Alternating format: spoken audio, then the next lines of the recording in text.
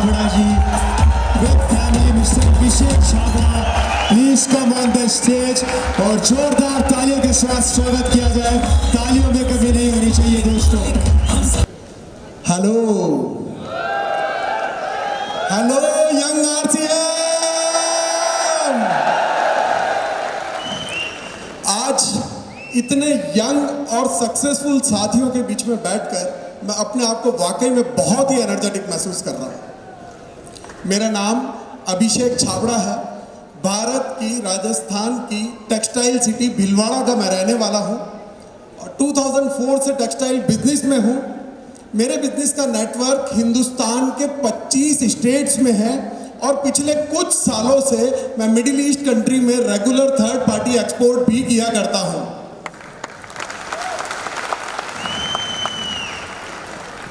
अब आप लोग ये सवाल जरूर आपके मन में उठ रहा होगा कि मैं जिसके परिवार से ये गंगा बह रही थी उसने इस सिस्टम में आने में इतनी देरी क्यों की. होगा ना ये सवाल आपके मन में कि मैं जिसके पिता को इस सिस्टम का भीष्म पितामह कहा जाता है उसने इस सिस्टम में आने में इतनी देरी क्यों की.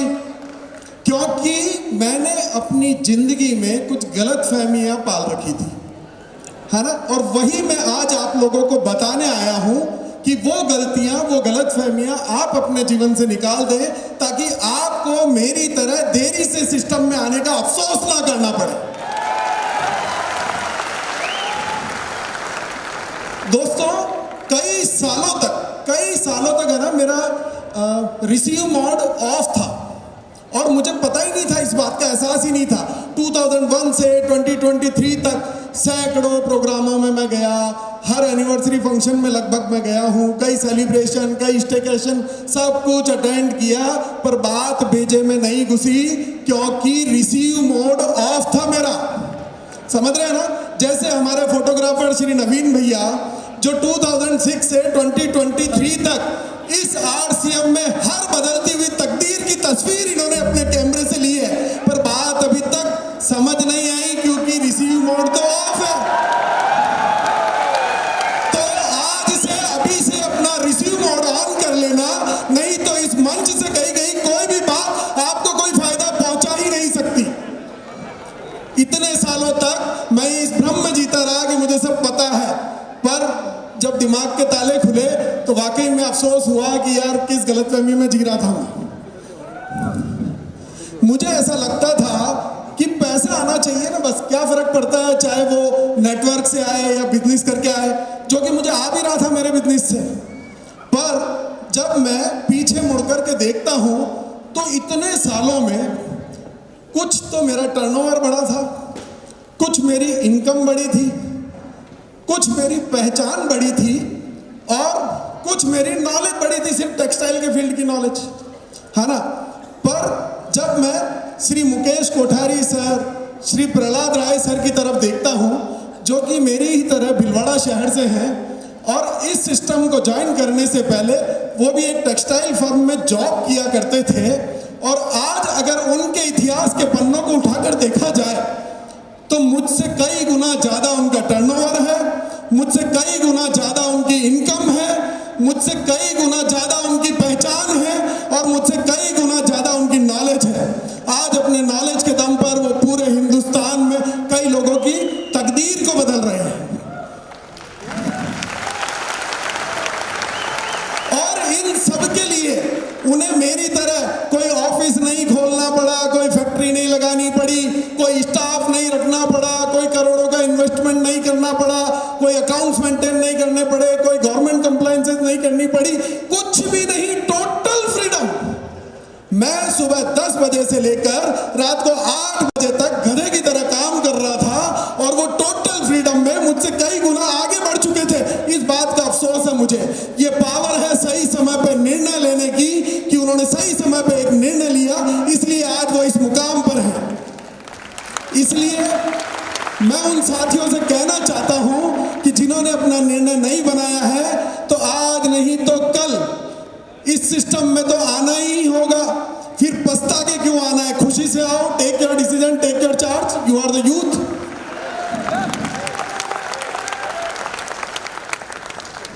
मुझे ऐसा लगता था से कई साथी होंगे ना जिनकी फैमिली में से कोई ना कोई इस सिस्टम में जरूर काम कर रहा होगा, चाहे वो पिताजी होंगे, बड़े भाई होंगे, छोटे भाई होंगे, अंकल होंगे, कोई भी।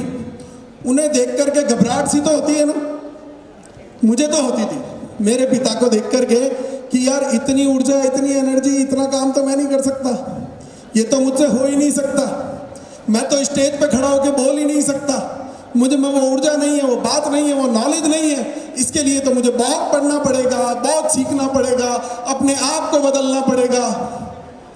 खुद की सक्सेस से बहाने करता रहा इस घबराहट में। पर मैंने एक इंग्लिश ऑथर हुए हैं, डगलस मकार था, जिनकी एक बात को मैंने पढ़ा कि केवल उम्र से जवान होना नहीं है दोस्तों, ये सोच से जवान होना ही जवान होना कहलाता है। युवा कोई उम्र नहीं है, युवा एक अवस्था है। और जब ये बात मुझे समझ में आई तो मुझे समझ आ गया कि मेरे पिताजी ये सब आसानी से इसलिए कर पा रहे थे क्योंकि वो उम्र से भले ही बड़े थे पर सोच से जवान थे, और मैं सिर्फ इसलिए नहीं कर पा रहा था क्योंकि उम्र से जवान था पर सोच से बूढ़ा। आप लोग अपने आप को चेक कर लेना कि क्या केवल उम्र से जवान हो या सोच से भी जवान हो।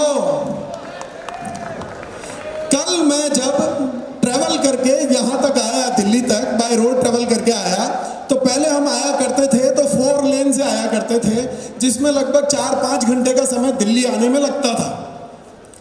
पर अभी जो भला हो मोदी सरकार का, दिल्ली वडोदरा एक्सप्रेस हाईवे जो उन्होंने बनाया, तो मात्र 2 घंटे में मैं जयपुर से दिल्ली पहुंच गया। घबराइए मत दोस्तों, घबराहट मत कीजिए जिंदगी में, क्योंकि हमारे सिस्टम के साथ भी बिल्कुल वैसा ही है। पहले जैसे इंफ्रास्ट्रक्चर पुअर था और इतने हाई स्पीड इंजन अवेलेबल नहीं थे, इसलिए 5 घंटे लगते थे, इसलिए हमारे डायमंड्स को 20-20 साल लगे हैं। आज इंफ्रास्ट्रक्चर भी पहले से डेवलप है और हाई इंजन स्पीड भी इस बिजनेस में आ चुके हैं। तो जो मुकाम इस बिजनेस ने 20 साल में हासिल किया है, वो मुकाम हम अगले 10 साल में हासिल करके दिखाएंगे। Being a youth, we are the future of the system.